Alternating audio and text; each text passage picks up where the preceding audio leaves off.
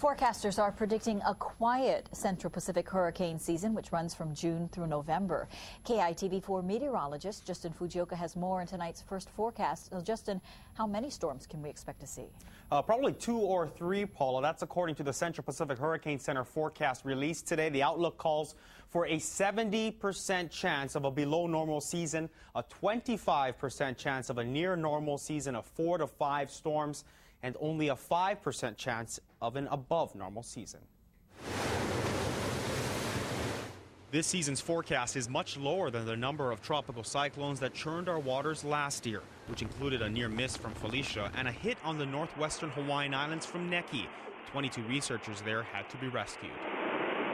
The U.S. Coast Guard landed a C-130 on this tiny little airstrip on Turn Island and pulled me earlier that I didn't speak personally with the captain of the C-130, but these are guys who go out and risk their lives every day.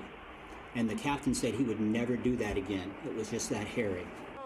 Those rescued credit the work of forecasters at the Central Pacific Hurricane Center, who were busy last season tracking 7 systems. Last season's above-average number was probably because of a developing El Nino, which brings warmer than normal sea surface temperatures. Heading into this season, there is a rapid transition from the El Nino that we just had during April and May into neutral conditions. And some computer models are forecasting a weak La Nina, or cooler than normal sea surface temperatures. Both scenarios usually bring us fewer than normal storms. We think this will be the overall setting, this will be the overall numbers, but we don't know exactly where they'll go. And we all know that it only takes that one hitting Hawaii and causing tremendous devastation. And that's why Governor Lingo proclaimed next week Hurricane Preparedness Week in Hawaii. You could save your family's life by taking one day to prepare for a hurricane. Who wouldn't devote and give up one day in order to protect the lives of your family?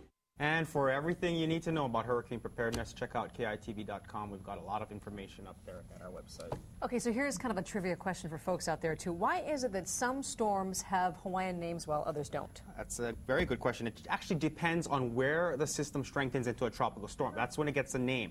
If that happens in the East Pacific between Mexico and 140 west longitude, it gets a English or Spanish name, and this year's list starts off with Agatha, Blas, Celia, and Darby. Any system that becomes a tropical storm between 140 west and the date line to our west gets a Hawaiian name like Omeka, which leads off our list this year. Omeka. Good advice, though, from the governor. Just takes one day to prepare. It really does, Absolutely. yeah. All right, thanks, Justin.